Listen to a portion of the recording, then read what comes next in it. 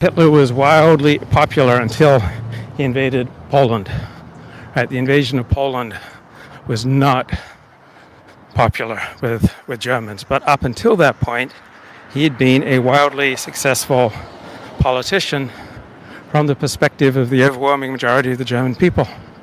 From the perspective of Jews, he was terrible. From the perspective of German non-Jews, he was overwhelmingly popular. Was the German officer class a superior class of military officers? Yes, it was. Right. Germany had a decentralized military command that enabled its officers to exercise larger amounts of discretion than most military officers of their rank. And because they were so smart and accomplished, that they had an outsized impact pretty much every time that equal numbers of Germans and the enemy met on the battlefield in both World War I and World War II, the Germans won.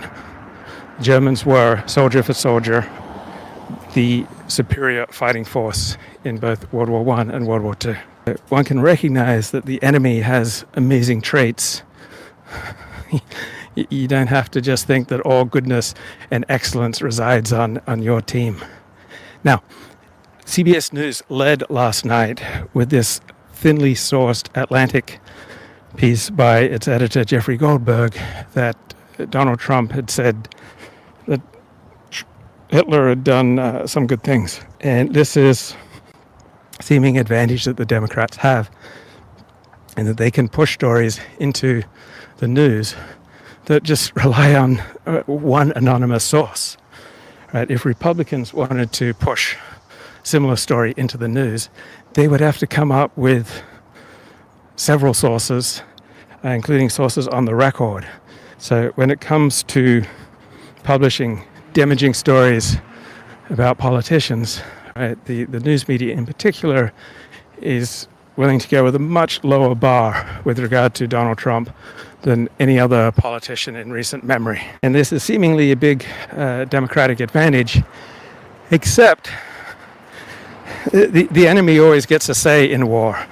If you look at politics as an example of war, all right, the ease with which the mainstream media publishes thinly sourced attacks on Donald Trump tends to discredit the mainstream media with those who aren't rabidly anti-Trump.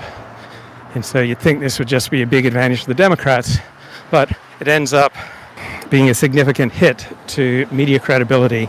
And when scientists politicize themselves by becoming more overtly pro-Democratic Party, pro-left-wing partisans, then that discredits science in the eyes of people who aren't rabid lefties. And so scientists and the media think that they're discrediting Donald Trump. But what's happening is that they are largely discrediting themselves in the eyes of those who aren't left-wing partisans.